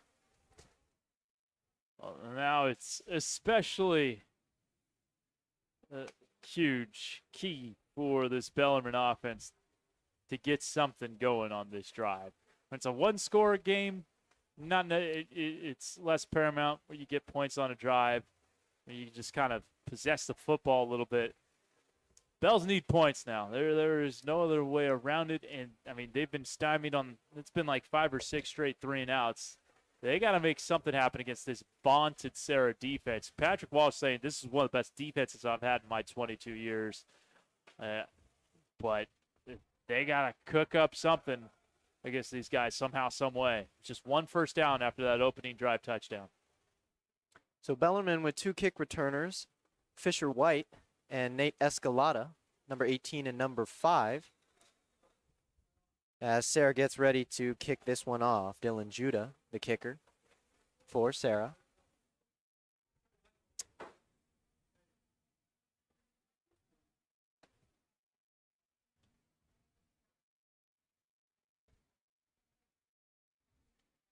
Here's the kick by Dylan Judah. It's going to go not into the end zone, just shy of the end zone, and here's Nate Escalada with the return. He's going to get out to the 23-yard line. Oh, nice return from Nate again. So a decent return from Nate Escalada, and we'll see if the Bellarmine Bells can get something cooking on offense. Is this the time when you would go for it on 4th down if they faced a 4th down on this drive? No, I mean, unless it's 4th and inches, like inside your own territory, I don't know. I mean, there's still plenty of time left. You got 3 timeouts. Definitely not anything beyond 4th and 2. But again, I mean, if it's 4th and goal from the 1, yeah, you're definitely going for it because you're that close. So Bellarmine down 2 touchdowns, starts at the 23-yard line. Here's a snap from Threet. Design quarterback run. It's going to get stuffed at the line of scrimmage, and they're going to viciously bring him back. Danny New, first one on that tackle for Serra. It's going to be a loss of yardage. And that's the thing, because the pass game hasn't been able to get going. The threat of Threet on the ground is something they can hone in on more. And those big runs haven't been there in the second half for Parker. Lined up again, 3 wide receivers to the left, 1 to the right. Here's Parker, here's a snap. Looking to run again, and he just gets absolutely smothered. Yeah, I don't think he saw Colin Tahitua because he ran right into him. I think he thought that perhaps Tahitua was covered. And again, it's 3rd and long. Just frustrating all game ever since the first quarter. They have not been able to put together any solid drives. They've started decently on first down, but second and third down has been where they've really needed to improve as the game progresses. Just find themselves in long third downs, and just gets harder the farther back you are from that first down marker. Yeah, I mean, eventually they're so keyed up on the quarterback run, Serra. Parker's going to have to beat him with his arm at some point. Spending a long time in the huddle. Yeah. And looks like Bellarmine has called a timeout. Yep. Big third coming up. 1 minute and 1 second left in the third quarter. Yeah, obviously, option A, plan A is to get the first down, but plan B, these are kind of the situations where turnovers are more likely to happen. So at the very least, you don't want to put your defense up against it. And that's probably what Jalal is talking with his guys about right now. Obviously, you want the first down. You want to move the chains. It's got to be frustrating for this offense. You're going up against such a good defense that you haven't been able to get a first down since your second drive of the game. But if the play isn't there, you don't want to compound the issue. Right. You don't want to force the ball anywhere. You don't need the huge play. You want to play it smart. You obviously want to try and pick up the first down here, but, 3rd and 13, you don't want to force any deep throws where, there's double coverage. So 3 is ready for this 3rd and 3 in motion. Here's a snap, play action, and he just gets smothered. Whoa. Number 5, Jabari Mann just comes flying from the defense, and looks like it's going to have to be another punt by Bellarmine. Yeah, you got a punt here, and just that Parker 3 just never had time to let that play develop there. Jabari Mann just came shot out of a cannon there. Yeah, Parker really had nowhere to go on that play. Usually able to use his legs to get, to the right or to the left and get a few more yards, but nowhere to go in that play and just get smothered. Here's Connor Tripp on the punt. Well, good to see that Connor Tripp's back out there. He is. Here's the punt. Going to be a little short. Fair catch by Keon Loud, wide receiver for Serra. That'll leave us with 14 seconds left in the third quarter. Bellarmine's defense having to go out there once again. Serra in scoring territory. And they have great field position to start this drive. Yeah, I mean, this becomes a must-have stop. Don't want to be down 3 touchdowns in the fourth quarter. And so if you have any chance of coming back, got to find a way to keep them off the scoreboard here. Even a field goal makes it a 3-possession game. So coming up on the final play, what looks like to be the final play of the third quarter. Number 13, Malachi Gasrock in at running back. Here's the snap from Smith. Drops back. Quick fire on a quick slant. And touchdown. Serra. Villa Roman on the slant. The guy who's had to overcome a lot in his football career, coming off an ACL tear, and also had one his sophomore year. So he's had to bounce back from a lot in his career, and A, good for him that he's been able to bounce back, but B, bad for Bellarmine because it looks like Serra has certainly taken this one over. No bones about it. Back-to-back touchdowns, and now they're hitting explosive plays. Yeah, 1 play, 7 seconds, touchdown. Here's the extra point attempt. Kick is good. And that'll give the Padres a 28-7 lead over Bellarmine, down 3 touchdowns with 7 seconds left in the third quarter. Quick slant on that play by Joey Villaroman, and he took that one to the house. And unfortunately for Bellarmine, they find themselves down 3 touchdowns with the fourth quarter looming ahead. Yeah, I mean, Villa Roman, he comes from a Padre family. Shane used to play, his older brother for the Padre football team. I believe there's another Villa Roman that was out there as well. So he's Padre football through and through. Gave a big talk to his team kind of in chapel the day before the St. Francis game, went out and had a big game. Now if you're Bellarmine, you can't think that the game is over. You also can't think about being down 21. You take this possession by possession at this point. But you got to get something just positive on offense and try to build from there, because there haven't been a whole lot of positives on the offensive side of the football. Serra's defense has been smothering. There's no other way to put it. Here's the kick by Serra. Looks like it's towards Escalada again. He's going to fumble it. That's a touchback. Yeah, that's going to be a touchback for Bellarmine.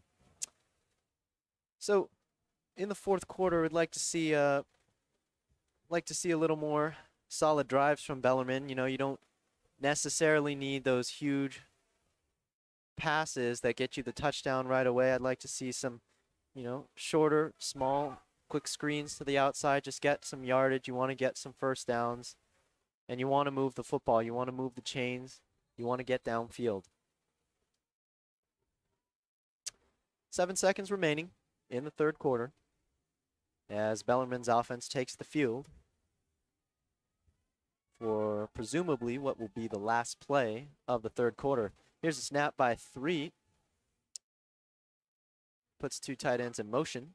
Here's a snap, handoff to Riley Perron to the outside. I believe that was number 5, Jabari Mann, coming flying out of their defense again and shutting down the Bells' run game.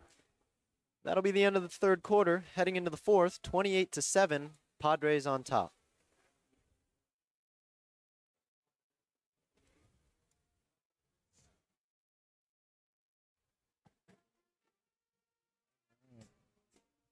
Good stuff, Matthew. Good stuff, man. Definitely heard improvement.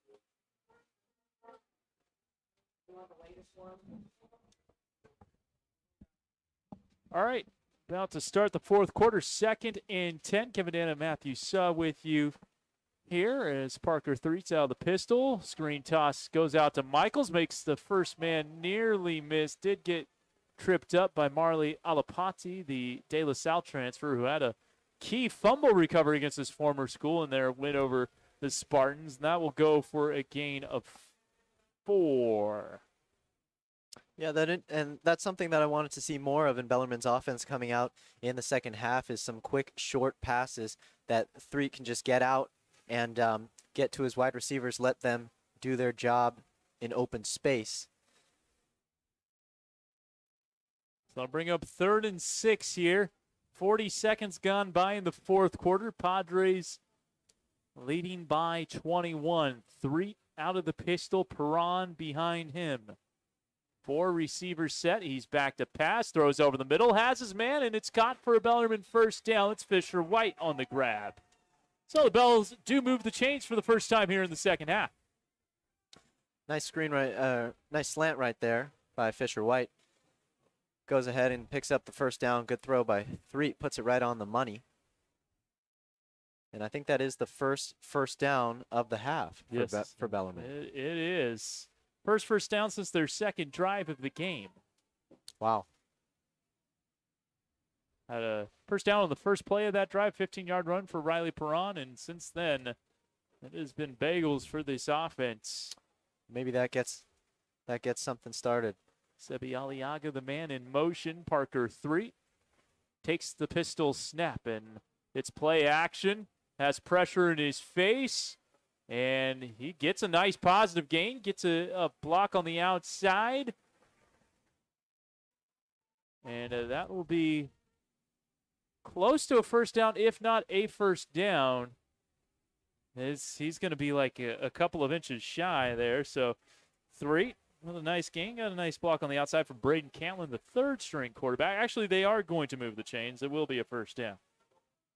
So far for Serra's defense, been able to limit Parker Threet to his rushing yards. Usually able to get outside and scramble for a few, but Serra's done a great job of containing him in the pocket. 10:20 to go, fourth quarter. This is a handoff to Jake Hansen. Nearly was able to stay on his feet after the first tackler got to him. Does get a gain of 3, and so a positive gain on first down. This has been the best drive for the Bells since their first drive of the game. So good stuff here from Bellarmine. Starting to come alive at the right time.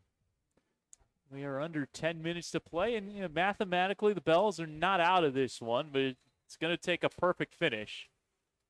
And referees do blow the whistle here. Not sure why. Maybe Alapati had blood on him. I think that might have been the issue. Get him out of there. Yeah, trainer's looking at him. They do get a replacement in for him. It is 2nd and 7. And it's a handoff to Riley Perron. And he'll get about 1 before he's tripped up. Latu on the stop, and it's going to be 3rd and 6. It's going to be key right here for Bellarmine to just get some positive yards. I think now you are in a situation where if you do get a short 4th down, 4th and 1, 4th and inches, maybe even 4th and 2, you go for it. Yeah, I agree. With 9 minutes left in the fourth quarter, down 3 possessions, you'd like to get the first down here, but you don't necessarily need those 6 yards all in one play. Yeah, you're up against it here. Yeah, I think this probably is 4-down territory.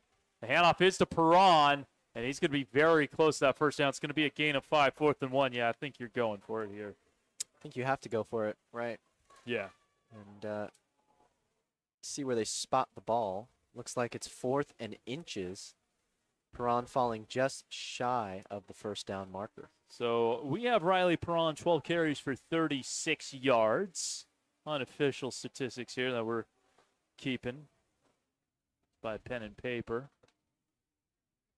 8:24 to go. Clock running here in the fourth quarter.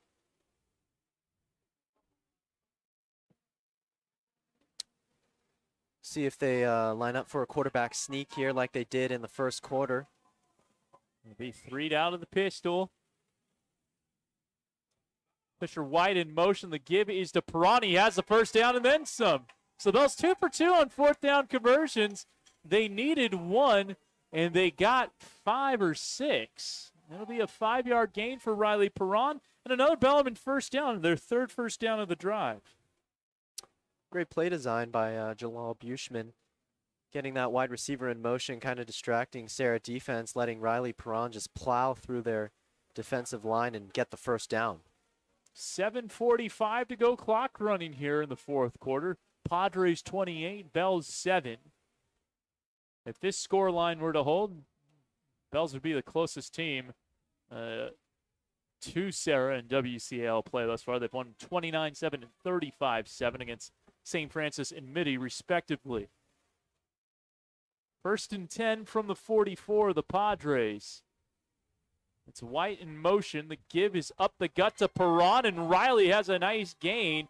He's going to get 8, and this is more like it for Bellarmine.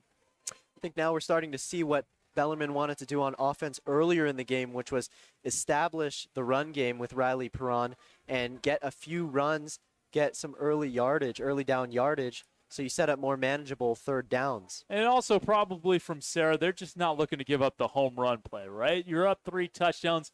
If Bellarmine is to score, make them take some time off the clock. And so Serra has at least done that. It's 2nd and 1. And Threed will keep it. He lunges forward for a first down. That'll be a 3-yard gain for Parker Threed. And the Bells keep the chains moving. 29 yards on the ground for Parker, 3. Right, and that's a good point you made about Serra just not wanting to give up that home run play, playing back and playing safe, giving up the short yardage in what's in front of them, and making sure the Bells don't score a quick touchdown here. 3 will keep it. Parker, another nice gain. Keon Loud brings him down with the help of Danny Niu. But a positive gain that'll bring him down to the 27 for a gain of 6. So Bellarmine's starting to get some things going here on offense with 5 minutes and 50 seconds remaining in the fourth quarter. The Bells now north of 100 yards of total offense. They've been stuck in the high 50s for quite some time. Aliaga in motion. Parker 3. It's going to take off as the pocket collapses and is close to a first down. He is going to be 1 yard shy of the first down marker. So 3rd and short for Bellarmine. See what they want to do. Probably run the ball again. Try and get that first down and advance them further into Serra's territory. 3rd and 1. Perron going to get stood up. Jabari Mann, another big play for this Padre defense. 4th and short, the Bells certainly going for it here at the 25. Yeah, Jabari Mann has been making plays for them all night tonight on defense. Just looks like he gets shot out of a cannon every time, every play. And gets a key tackle on that one, forcing a Bells 4th down and 1. Yeah, this is pretty much the game here. If the Bells don't convert this, there is no path to overtime, more or less. Can they convert their 2 for 2 on 4th downs? Trying to get Serra to jump with those first 2 cadences. And Serra well disciplined on defense, staying on their side. Turns into a shotgun set here. And Parker 3's not going to get there. So the Serra defense stands tall. That's Alapati and Niu combining to make the stop. And the Padres control this thing up 3 touchdowns with 4:17 to go. It's just great discipline by Serra's defense, able to withstand those cadences from Parker 3 as he tried to draw them off sides. And they stayed on their side of the ball, didn't jump, and then they read that play perfectly and stuff 3.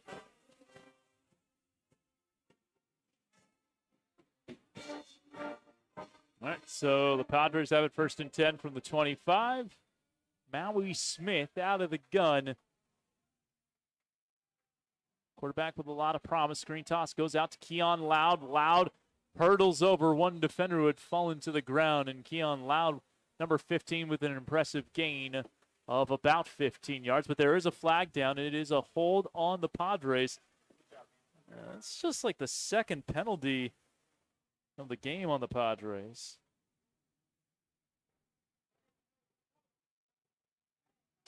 Yeah, a clean game on the most part. Yeah, both Bellarmine's teams. only had 1 penalty, and that was declined. OPI. This one, of course, will be accepted by the Bells. It'll wipe off the first down and make it 1st and about 11. As the hold came downfield. Yeah, in terms of penalties so far, both of these teams have been well disciplined, both sides of the ball. Coming up on the 4-minute mark, 1st and 11 from the 24. Tight formation here for the Padres. Junipero moving to other side of the defensive line. Handoff goes to Loud. Keon Loud might have actually been kind of a shovel pass. We'll mark it as a run for the time being. It's going to be a gain of 2 yards for Keon Loud. So Serra's trying to kill clock now, running the ball. Bellarmine's well aware. 2nd and 9. 3:20 to go here in the 4th quarter. 28-7 Padres looking to improve to 6-0 on the season and 3-0 in WCAL play. Maui Smith back to pass, looking deep over the middle, has a man just over the outstretched arms of Jaden Weber. Otherwise, could have been 34-7, Serra. Just a little overthrown there, as you said. And that'll bring up a third down, and that stops the clock for the Bellarmine Bells. Maybe give them a chance to put up some more points. Maui Smith has 2 long touchdown passes of 43 yards and 41 yards. He has unofficially thrown for 201 yards on his 21 attempts. He's 15 of 21 by my count for 201 yards, 2 touchdowns, no picks. 39 from 26 with 3:05 remaining. This will be a handoff, and 4th down's upcoming. Some tough yards up the middle for Jaden Green, but the door was promptly closed shut by that Bellarmine defensive line, which does a nice job. They'll bring up 4th and 7, and the punting unit will come on for the Padres. So we'll see what the Bellarmine Bells decide to do on offense in this situation. This would be a good time for a punt return for a touchdown. Yeah. It's about the only thing that it's Todd Brock is doing a film for Bellarmine saying, oh, we'll take a couple of punt returns for a touchdown. I agree. Of course, he's the father of Brandon Brock. Great linebacker. He's got some time on O today. And a timeout called by the Padres. So basically what they did there is they just let the play clock whittle down to 1, call your timeout, kill as much clock as possible. Now there's only 2:11 left.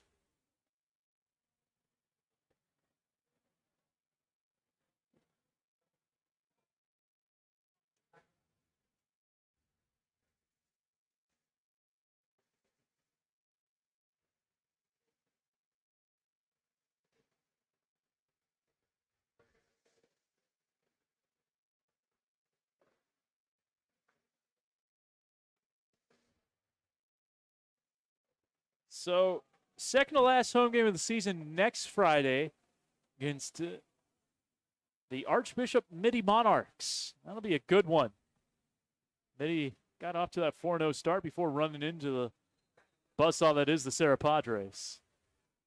And that's basically, you win that game, you more or less guarantee yourself a top half finish in the WCAL.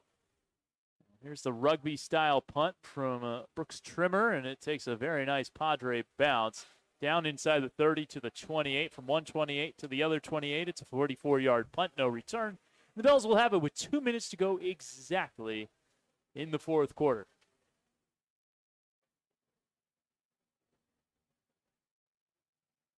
Yeah, that is an interesting point you made about the punter having that rugby-style kick. I did realize that at the beginning of the game. Gets that little run up before kicking the ball. And I think it's because he was that style of a punter that was able to kind of, on the 4th down fake, gave him that momentum going forward where he kind of has that as an option. You don't exactly have to commit to the fake, but if the option for the fake is there, you can take it pretty easily. And so here we go, 1st and 10 from the 28 for Threet. And the Bells stays on his feet for a little bit, gets back to about the line of scrimmage as Chase Harrison brings him down. Brother Cole also on the team. No gain for Parker Threet. 18 carries, 38 yards. That includes the sacks, of which there have been a few. 1:25 to go. 2nd down, 10. Trips near side. Back to pass is Threet. Trying to take off. Kept his knee off the ground. Picks up some nice yardage up to the 35 for a gain of 7. Makes it 3rd and 3 with 1:12 to go. The offensive line doing a great job of protecting Threet, giving him extended time in the pocket. And Threet's ability to go rush to the outside just picks up some extra yardage for Bellarmine there, makes it a shorter and much more manageable 3rd down. with 1 minute and 12 seconds left here in the fourth. 3rd down and 3. 3. That's Fisher White. That's a nice gain. Fisher with his 3rd reception of the day. That'll be an 11-yard or 12-yard completion and another first down for the Bells. Nice quick out route by Fisher White, wide receiver for the Bellarmine Bells. And one of those guys has had to step up with injuries to the skill position players. No Colin Lacaraja, no Wilson Pimentel today. Of course, no Ben Fopp either. One of the best running backs in the WCAL. 1st and 10 from the 47. He was the WCAL Junior of the Year. Parker 3, keeping the play alive, looking downfield, but he will tuck this one, get out of bounds around midfield with 46 seconds to go. Let's see what yard line they end up giving him. A short gain. They actually, very generous spot. I didn't think he got to midfield. They give him plus territory. And you see 3 looking down the field immediately, looking for a deep shot, maybe get one of those deep plays, but Serra not giving up anything past 10 yards. 2nd and 6 from the 49. 3 back to pass. Slings it to Fisher White again for his 4th grab, makes a guy miss and gets a first down. It's turned into a nice second half for Fisher White as they move the 6's 4th catch for 26 yards overall. Serra's making Bellarmine make those small underneath throws that keep the clock moving, but able to get some production out of Fisher White in the latter part of the game. 36 seconds to go. Unofficially, Parker 3. We have 6 for 11 for 35 yards passing. No interceptions and no touchdowns. And Mitty coming up next Friday. Bells will have one more home game after that, November 4th against Valley Christian.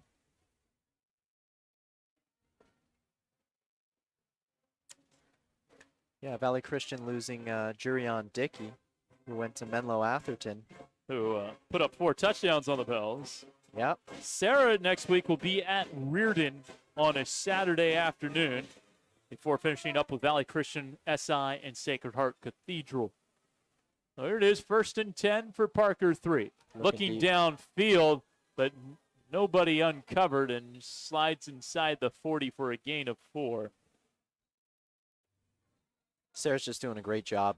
They're not going to give up the touchdown. They're playing to not give up the touchdown. And, Bellarmine looking deep on that play, trying to get more than 10 yards on a play, but Serra's defense forcing them to take what they're giving them. Bells are going to use a timeout here. It's their 2nd. Actually, now the scoreboard's saying their 3rd. So last timeout, and want to try to pretty up the scoreboard a little bit here. Get a 2nd touchdown. Get some positive stuff going for your offense. And so many injuries to the skill position players. They scored the touchdowns on the first 4 drives against SI.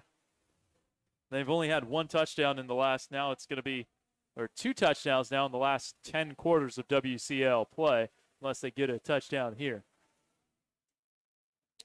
Serra's doing a great job at limiting touchdowns to opposing teams, only giving up 7 points per game to opponents in WCAL play. 2nd and 6, 3 throwing on the move, nearly linked up with White there. In coverage was Ira Jennings, the cornerback. Brings up 3rd down. Like the play call. Yeah. Trying to hit Fisher White on an out where he can go directly out of bounds after making the catch to stop the clock. Well covered, though. 3rd and 6 with 19 seconds to go.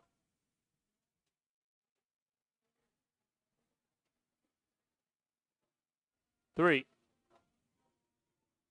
Looking downfield, pointing, and he's just going to have to take the sack. Lennox White is there. That'll be a 5-yard loss, and that'll be the game. And so your final score will be Serra 28, Bellarmine 7. Well, Matthew, the Bells got off to a great start. They get a stop on their first defensive possession. They score on their first offensive possession, have the 7-0 lead, but it was too much Serra at the end of the day. At the end of the day, Bellarmine was not able to get much offense generated after that first quarter. Yeah. They weren't able to move the chains. They weren't able to get into their opponent's scoring territory. And although there were a few opportunities with some fumbles by Serra and some miscues, they weren't able to recover that ball, and they weren't able to score any more points after that first quarter touchdown, unfortunately.